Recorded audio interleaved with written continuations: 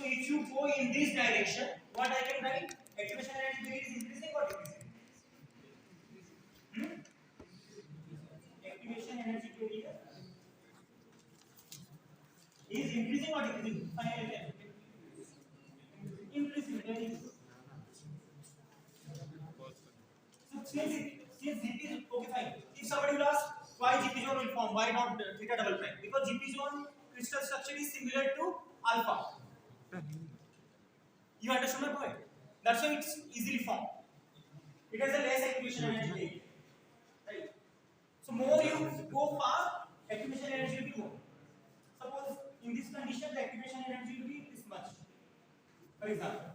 Then you move to theta double prime, the activation energy value will be suppose this much. Then you go to theta prime, activation energy value will be like this much. And finally you go to theta, activation energy value will be this much. So how system can move from alpha to this one directly? It cannot go. It will go by transformation of transient phase. And I have given you an assignment, I think. What is the crystal structure of this one, and this one, and this one? I remember. No. So now I want to correlate precipitation with that of this eutectoid reaction. Right? So here also what I am seeing, that my composition is different, crystal structure is different. So what will happen to the activation energy barrier? It will be more or less. For the eutectoid reaction, my activation energy barrier will be less or more? Huh? Product and parent phase are having different crystal structure and different composition. So high, very good. The activation energy barrier will be high. If this is FCC and this is FCC, then activation energy will be less. But completely different crystal structure and two different crystal structures, so activation energy will be very high. Right? So now the question is, but this reaction will happen anyhow. How this will happen? You have to reduce the activation energy barrier, obviously. Right? How activation energy barrier will reduce? Anybody remember the relationship between driving force and activation energy barrier? Is directly proportional or indirectly?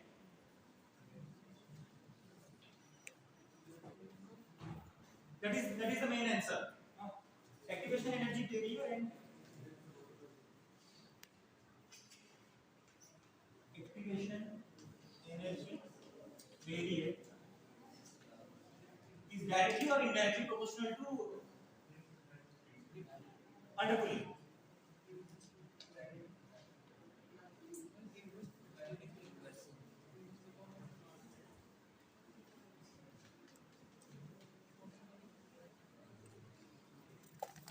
See, gamma wants to become alpha plus FCC.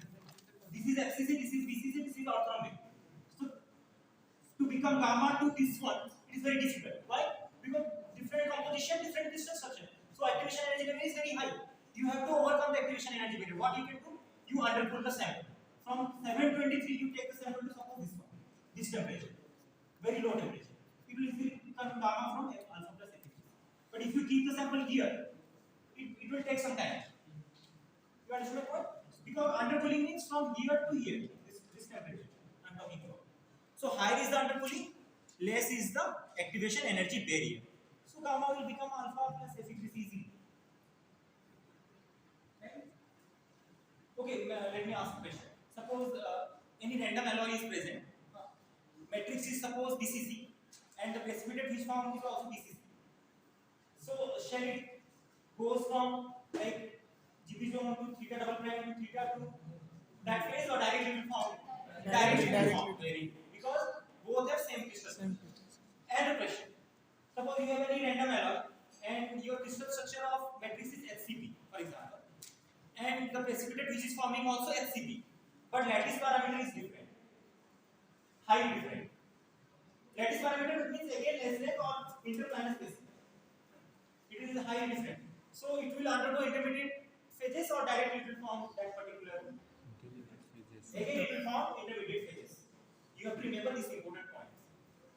First criteria is if precipitate crystal structure is completely different from matrix, then intermediate structure will form, and finally that structure will form. right? You know the reason, accretion energy barrier, right? And second condition is if precipitate and matrix have same crystal structure, but lattice parameter is highly different, then also your intermediate phase will form, right? It will not form directly your precipitate. But if matrix and precipitate have same crystal structure, same lattice parameter, then it is easy to form. The precipitate will directly form. There will be no intermediate phases. These are the three important points. I correlate precipitation with this kind of thing. Why? Because cementite is also a precipitate. Iron carbide. Carbide is a precipitate. This is also a precipitate. Fe3C is a carbide, precipitate also.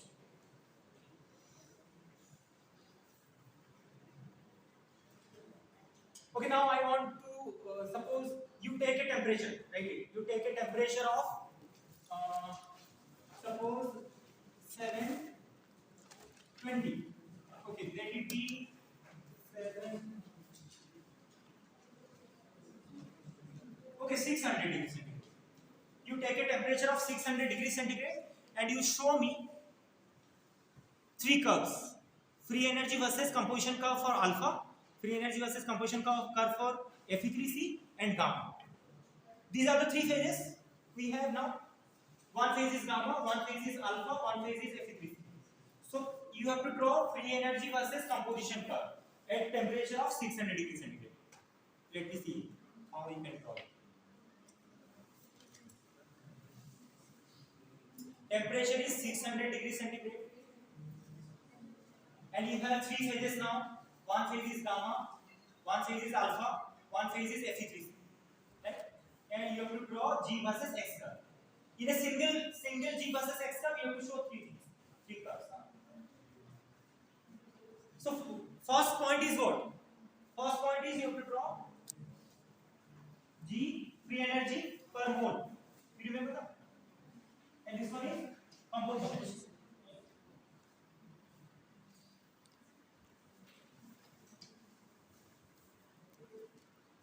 Composition is what I can get weight percentage of carbon, obviously. And this is the free energy. Sir. For alpha, for gamma, very good. And Fe3C, Fe3C का पूरा enter हो. Anyways, अभी ठीक है. Very good. So first condition is you have to look at the temperature, 600. So at this temperature, which one is stable phase, which one is unstable phase? Stable phase is alpha and Fe3C. Gamma is unstable. Right? So obviously free energy curve of gamma will be higher. Alpha and Fe3C will be lower. This is a simple thing, right? Can you try it again? This is the hint.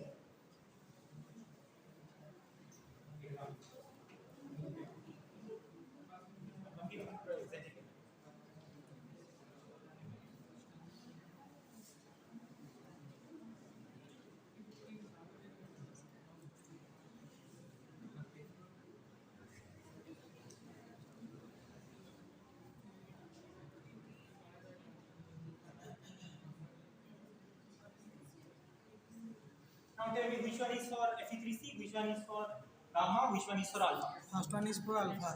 This is what? This is gamma. This is gamma. And this one is alpha. This one is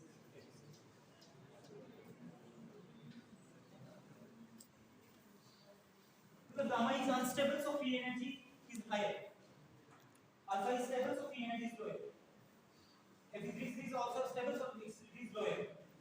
So you can connect this one with. I can connect. You remember? You can connect two endpoints. This one and this one. And what this line shows basically? Free energy of both. Both alpha and cementite. I am taking a composition of this one. This is the composition. So at this composition, free energy of gamma is higher or free energy of alpha plus cementite is higher? Gamma. At same Gamma is temperature, high. 600. Gamma is high. So what will happen? Gamma try to. Because this is the free energy of gamma. This is the free energy of the mixture of alpha and Fe3C. Right? So gamma will decompose into alpha plus Fe3C. So this is what now? This is your driving force.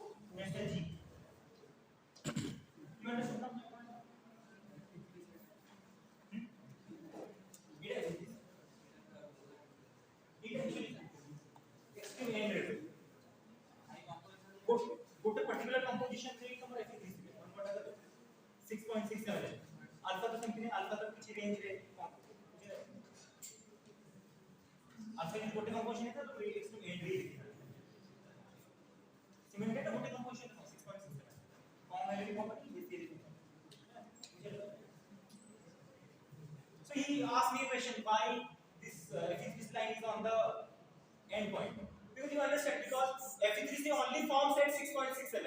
If you are below 6.67, Fe3C will not form. If you are above Fe3, 6.67, Fe3 will never form. So that's why I have shown you in the end point. You understood? So this is the free energy of alpha and cement. alpha plus Cement. Fe3C, and this is the free energy of gamma. So gamma has higher free energy. Alpha and cemented have lower free energy.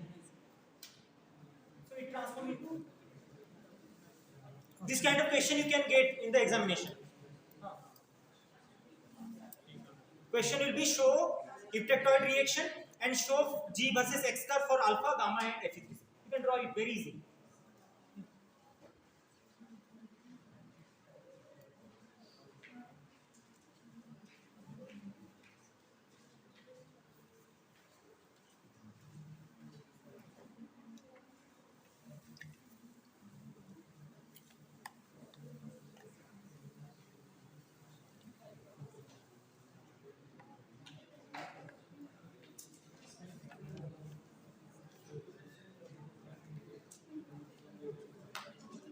Okay, let me draw it.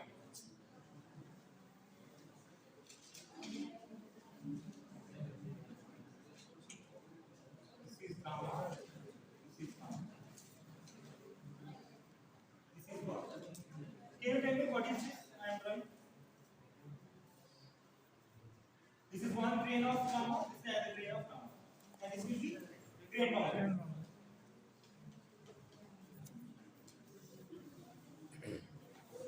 And nucleation always happens. ये ऊपर सा रहेगा क्योंकि उसका reason exactly देखो ये सोच रहे हो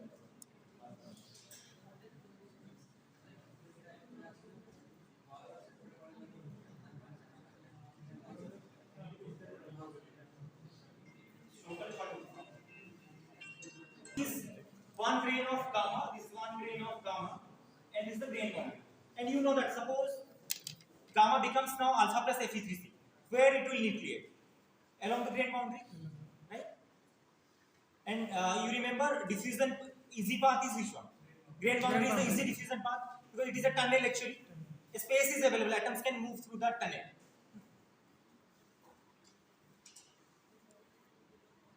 So, okay, fine. People ask sometimes this kind of question. So, we know that basically perlite is a lamellar structure. One lamella will be ferrite, one lamella will be cementite. Then another lamella will be ferrite, cementite. Alternately, yes, kind of thing. Right? So, now people ask which lamella will form first? Whether ferrite will form first or cementite will form first. In the previous lecture, I told you once. If you remember, then please. Cementite always form first, basically. So, what exactly happens? Suppose this is the nucleation result. Suppose carbon is diffusing from this result to this result.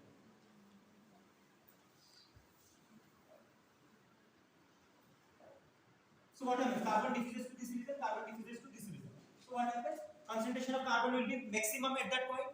So once carbon percentage will become 6.67 weight percentage, or if you see it will be suppose 25%. 25% is Fe3C, 3 iron, 1 carbon. So how much carbon will be there? 25%. You understand that one? 3 iron atoms and 1 carbon atom become Fe3C. So total will be suppose 100. So 25% will be your carbon in Fe3C. Yes or no?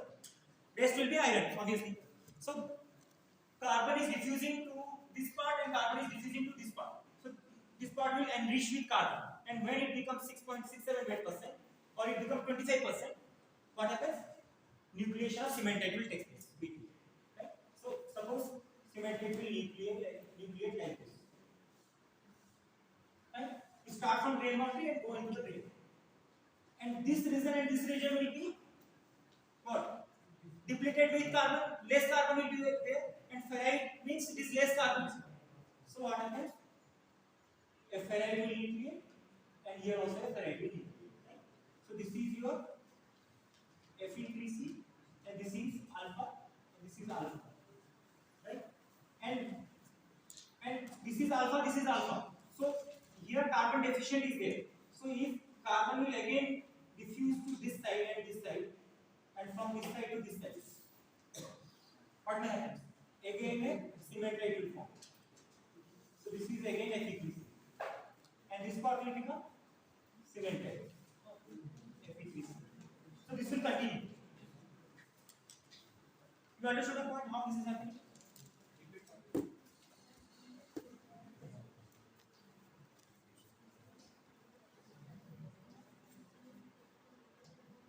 This is gamma, this is gamma. Suppose carbon is diffusing to these parts.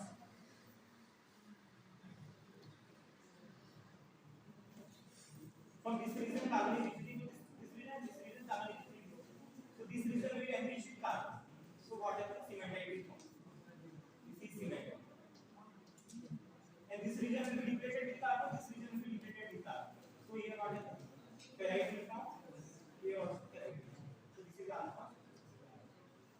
Obviously this region will again enrich with carbon, so cementite will form. And this region also cementite will form. This is it.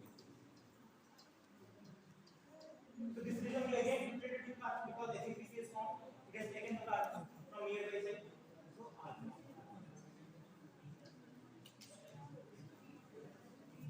So finally you can see alternate layer alpha Fe3C, alpha Fe3C, alpha this in this way form. So finally how the growth will happen? Growth will happen in this direction and it will be grain bound. So it will increase like this.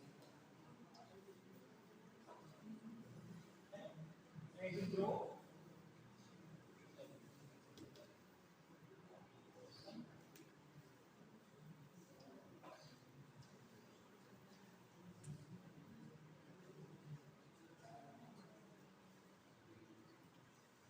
One let me leave it here.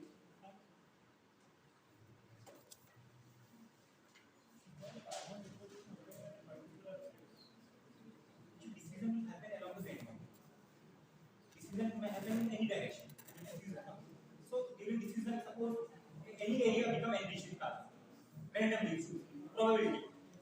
So that area become automatically cemented. Because when carbon percent become 25% or 6.67 weight percent, automatically iron is also present because this is iron matrix. So create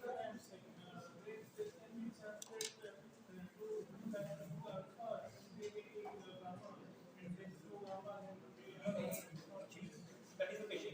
Which one comes first? N comes first or cake comes first? Like so basically, this is the situation. People have did experiment. They have found out that when obviously carbon atom is diffusing, carbon atom will diffuse from the nearby. One where from where it diffuses out, that is deficient with carbon. Right? So that part will obviously not right because carbon ferrite is very less carbon, 0.02. And cementite is more carbon. That's the alternate layer is formed. Okay. Fine. I have a question for you. So the property of suppose your steel is having perlite. So on what factor your property will depend? You got a euclid steel. That means everywhere these ferrite cemented regularly. So question is the property, means mechanical property and the hardness, the strength will depend upon what? Carbon is fixed, no?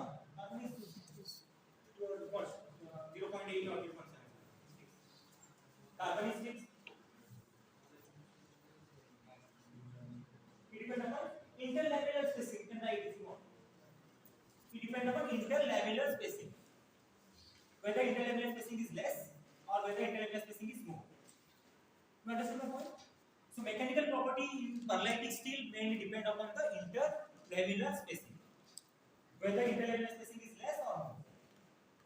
Because by heat treatment you can change it. Listen carefully. Heat treatment is a technique you can change the spacing. You can increase the spacing, you can decrease the spacing. Right? And if somebody will ask what is interlamellar spacing, what you can write? From one center of one cementite to center of another cementite. That is the distance. Okay. Like this, suppose you are getting one thing. So this is alpha. This is Fe3C. This is Fe3C. This is alpha. So distance is from center of this point to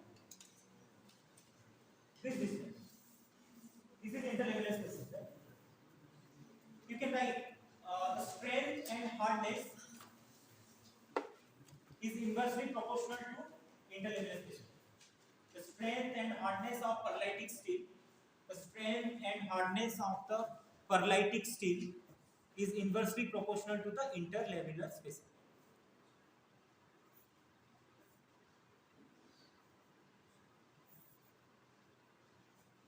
What exactly it means? If interlamellar spacing will be less, you will get higher strength and higher hardness value. If it will be more, you will get less strength, less hardness. And you can write interlamellar spacing can be changed by doing heat treatment. Interlamellar spacing can be changed by doing heat treatment.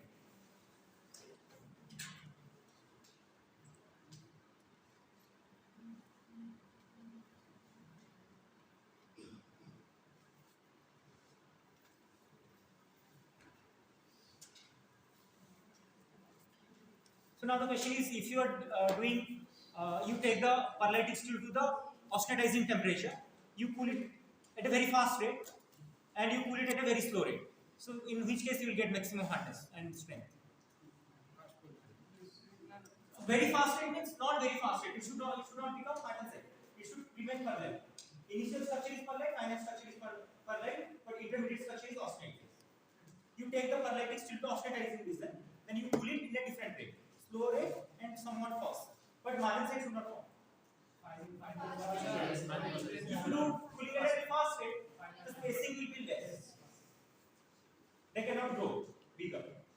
Spacing will be less. So you get maximum hardness and strength. But if you cool at a very slow rate, like furnace cooling, then you will get more interlamellar spacing, and your hardness will decrease and strength will decrease. Right?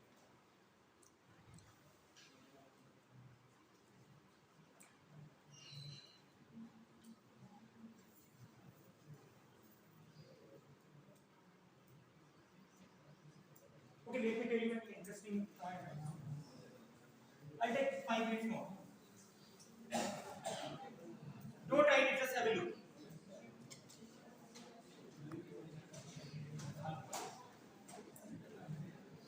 Gamma. This is alpha plus gamma. Gamma plus.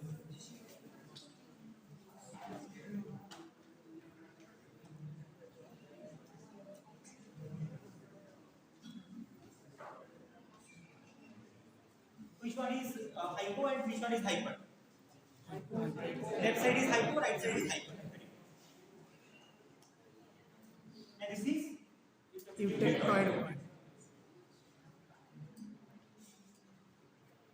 just can you tell me, suppose you have 3 steels right now. You have hyper-eutectoid steel, you have eutectoid steel, and you have hyper-eutectoid steel. 3 steels are there. And you want to form perlite, alpha plus Fe3C. So in which case your activation energy value will be less, and in which case activation energy value will be high. In hypoless. You have a, suppose you have a steel of this composition, you have a steel of this composition, you have a steel of this composition, and you want to form same alpha plus Fe3C in all these 3 steels. This is one, and this is one. In which case your activation energy period will be less. You can guess it. You may be wrong. Hypo activation energy period will be less or not? Less. Less. Hyperless. Hyper high. You might be wrong. You can answer it.